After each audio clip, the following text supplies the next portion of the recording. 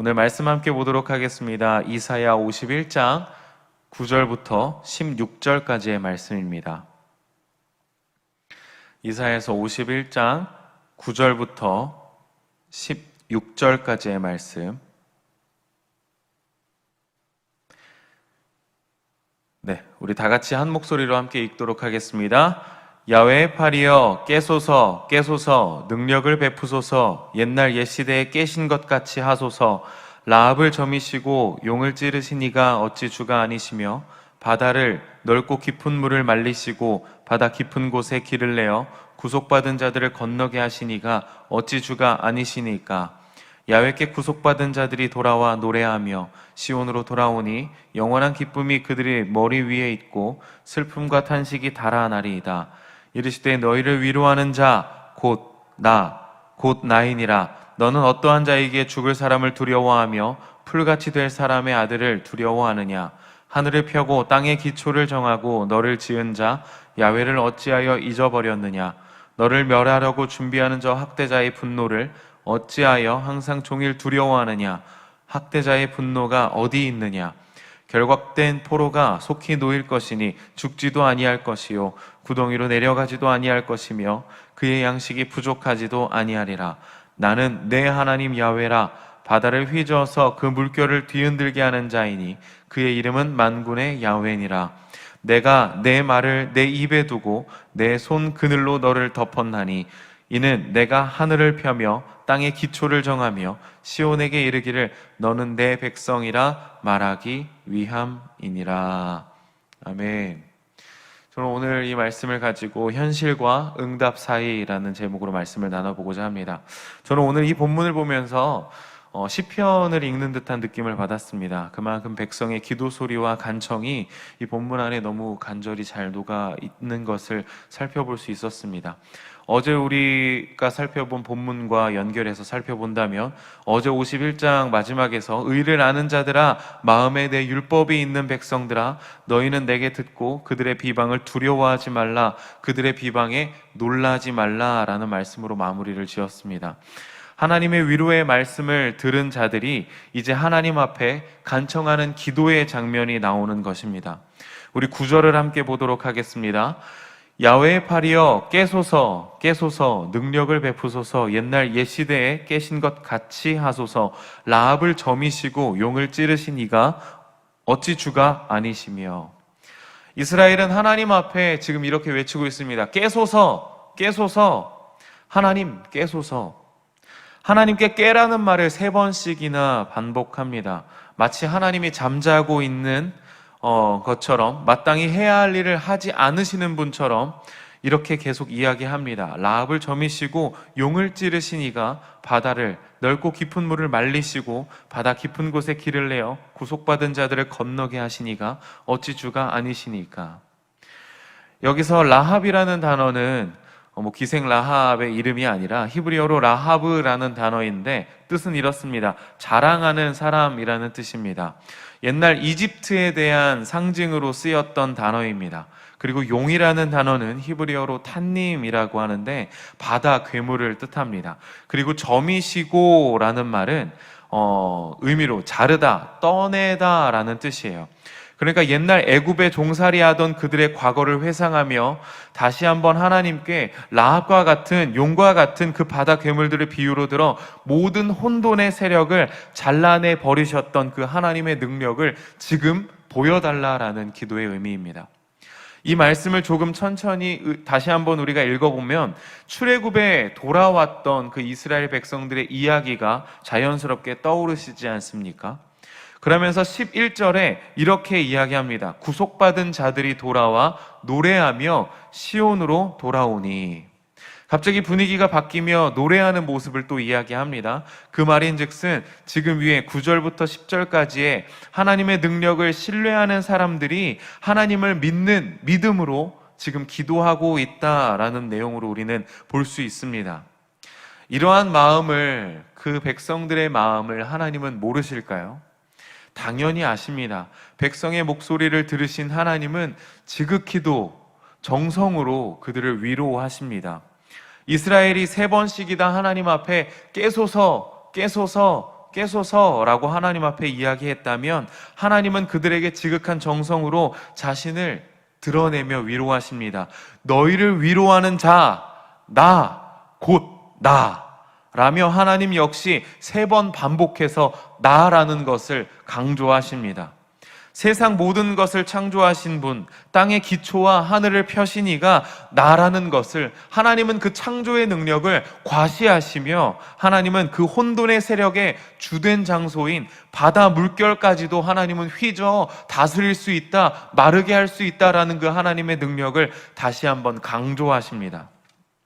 그러나 지금 당장 이들의 눈앞에 놓인 현실이요, 이 현실에 보이는 것이 무엇입니까? 바로 강대국인 바벨론입니다. 학대자를 두려워합니다. 지금 이 통제와 지금 이 처한 상황이 그저 두려울 뿐이라는 겁니다. 지금 이스라엘 백성들이 처해 있는 상황이 지금 당장 눈앞에 보이는 현실과 하나님의 말씀이 너무 괴리감이 있기에, 너무나 다른 것이기에 그 사이에서 그들은 무엇을 할 수 있겠습니까? 단 한 가지, 매달리는 것밖에 없었습니다. 하나님을 붙잡고 하나님 앞에 매달리는 것밖에 그들이 할 수 없다라는 것입니다. 그랬기에 이 시편의 내용, 그 시편의 내용의 그 고백들처럼 이 기도가 그렇게 우리에게 다가왔던 것입니다. 제 아들이 이제 새돌이 되어갑니다. 이제 새돌이 되어갑니다. 요즘 부쩍 말이 많아졌습니다. 엄청 많아져서 수다쟁입니다. 늘 무엇인가 고집 부릴 때가 정말 많아졌습니다. 그래서 이거 사달라 저거 사달라 하는 경우가 너무 많아져서 늘 그럴 때마다 제가 이야기합니다. 사줄게. 정말 사주려고 마음을 먹었습니다. 사줄게, 사줄 거야. 근데 이 아이가 늘 그때마다 또 한 번 이야기하고 따지고 고집 부리는 게 있습니다. 그것이 바로 무엇이냐? 지금 사달라는 거예요. 지금. 자꾸 그걸 지금 사달라고, 지금 가지고 싶다고, 지금 눈앞에 가져오라고 이야기합니다. 그럴 때마다 아빠 그리고 부모로서 가르칠 것이 기다려야 한다라는 것과 아빠가 그것을 사줄 것이라는 것에 대한 신뢰를 계속 이야기합니다.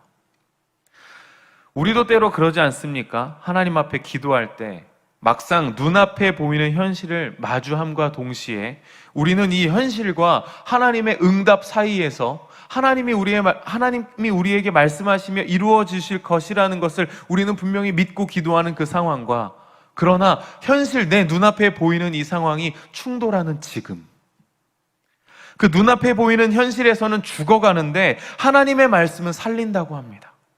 눈앞에 보이는 현실은 당장 다 무너져 가는데 하나님의 말씀은 다시 세우신다고 합니다.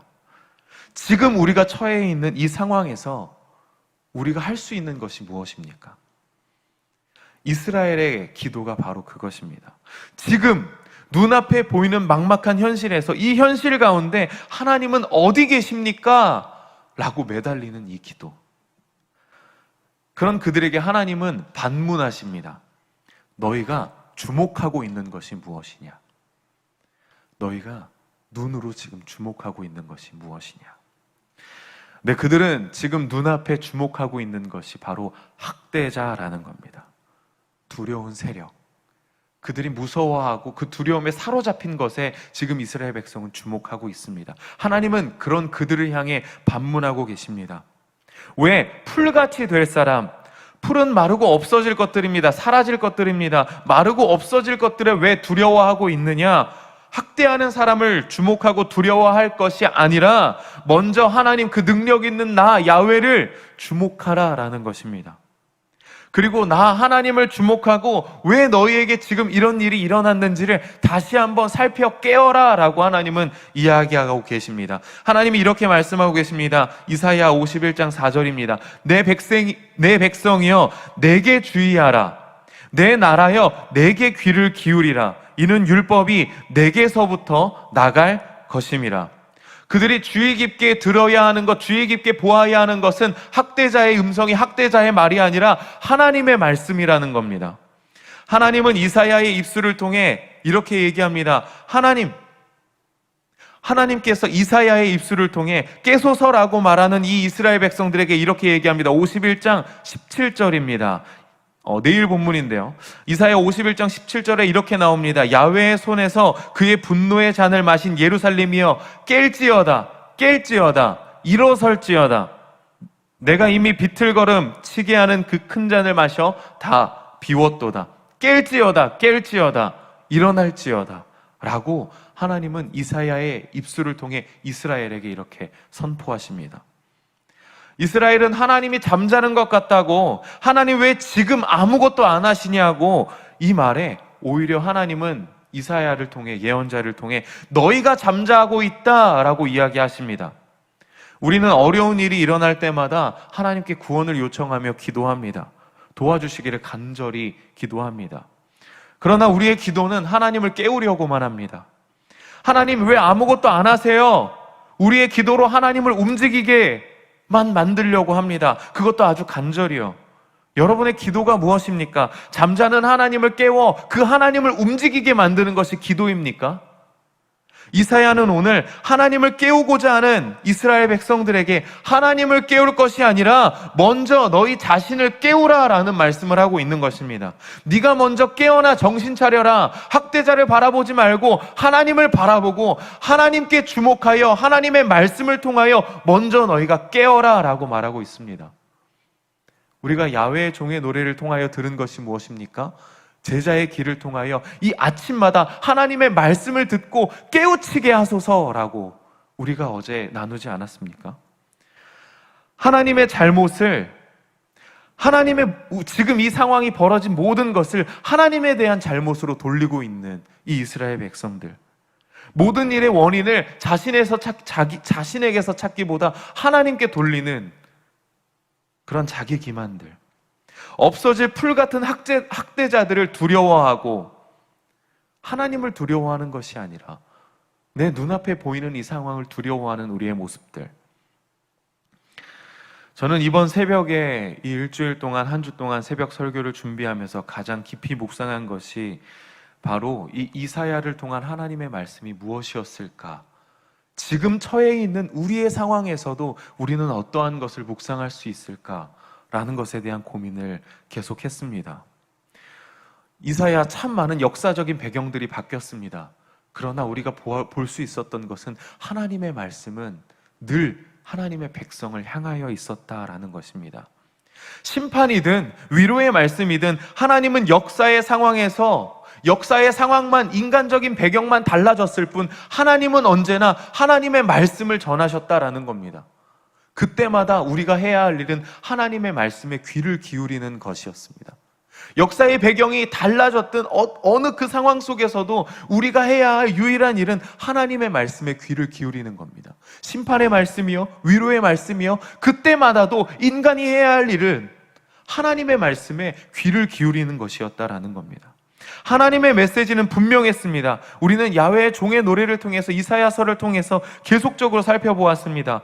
사람이 보이는 시각으로 모든 것이 실패했다라고 한들 하나님은 우리를 소중하게 여기시고 하나님은 끝까지 우리를 붙드신다라는 그 하나님의 위로를 우리는 다시 한번 기억해야 할 것입니다. 하나님은 우리에게 더 큰 사명을 맡기길 원하십니다. 그리고 더 큰 사명을 감당하도록 하나님께서는 우리와 날마다 함께 하십니다. 오늘 말씀 51장 16절입니다. 내가 내 말을 내 입에 두고 내 손 그늘로 너를 덮었나니 내가 하늘을 펴며 땅의 기초를 정하며 시온에게 이르기를 너는 내 백성이라 말하기 위함이라. 내 말을 내 입에 두었다라는 뜻은요, 하나님께서 사명자를 부르실 때 하시는 말씀입니다. 모세에게, 예레미야에게 어떠한 사명자를 하나님이 부르신 그 예언자들, 선지자들에게 하나님은 늘 이 말씀을 하셨습니다. 내 말이 너의 입에 있게 하리다. 내 말을 내 입에 두었다라는 뜻입니다. 그래서 흔히 이 표현을 통해 하나님은 하나님의 부르신 사람들이 가져야 할 굳건한 마음, 즉 하나님의 말씀을 입술 가운데 가지고 담대히 살아가라, 담대히 그 사명을 완성하라 라는 뜻입니다. 그리고 하나님은 손으로 그늘을 만들어 우리를 덮으셨다라는 겁니다. 손으로 그늘을 만들어 주신 것, 그게 어떤 뜻이냐면 해가 이렇게 쨍쨍할 때 손을 이렇게 들어서 그늘을 만들어서 그 해가 보이지 않게, 바로 우리가 두려워하는 존재로부터 하나님은 그 손을 들어 막아주신다라는 거예요. 더 이상 그 두려운 존재가 보이지 아니할 수 있도록 하나님의 손으로 만들어서 하나님만 볼 수 있도록 만들어주신다라는 겁니다. 하나님이 이렇게까지 하는 이유가 무엇입니까? 하나님의 백성에게 내가 너의 하나님이다 라는 것을 알게 하기 위함입니다. 너는 내 백성이라 말하기 위함이었다라는 것입니다. 사랑하는 순복음 도봉교회 성도 여러분, 깨어나십시오. 우리가 하나님을 기도로 깨울 것이 아니라 우리의 기도로 잠자는 내가 깨어나야 할 줄 믿습니다. 하나님의 말씀으로 어두워진 눈이, 우리의 마음이 하나님의 말씀으로 깨어지길 원합니다. 여러분의 입술 가운데 하나님의 말씀이 있길 원합니다. 하나님의 말씀을 날마다 의지하며 이 아침마다 그 말씀을 통하여 깨어지는 우리들이 되어지길 소망합니다. 풀같이 될 것에 두려워하지 마시고 우리를 위해 손으로 그늘을 만들어 덮으시는 그 하나님을 기억하시길 바랍니다. 이사야 40장 7절에서 8절 말씀을 마지막으로 나누고 이 말씀을 마치고자 합니다. 우리가 너무나 잘 아는 말씀입니다. 이사야 40장 7절부터 8절에 이 말씀이 있습니다. 풀은 마르고 꽃이 시듬은 야훼의 기운이 그 위에 불미라. 이 백성은 실로 풀이로다. 풀은 마르고 꽃은 시드나 우리 하나님의 말씀은 영원히 서리라 하라. 여기서 야훼의 기운은 히브리어로 루아흐, 하나님의 호흡, 하나님의 영이라는 뜻입니다. 여러분 마음에, 하나님의 삶에, 여러분의 삶에 야훼의 기운이, 하나님의 영이 날마다 불어있길 소망합니다. 하나님의 말씀이 날마다 우리의 입술에 있고 우리의 마음에 불어 두려워하는 모든 풀들을 태우시고, 우리가 두려워하는 것들을 태우시고, 눈앞에 당장 현실의 어려움에서 날마다 우리의 마음 가운데 하나님의 말씀을 통하여 깨어지는 우리들 되어지길 소망합니다.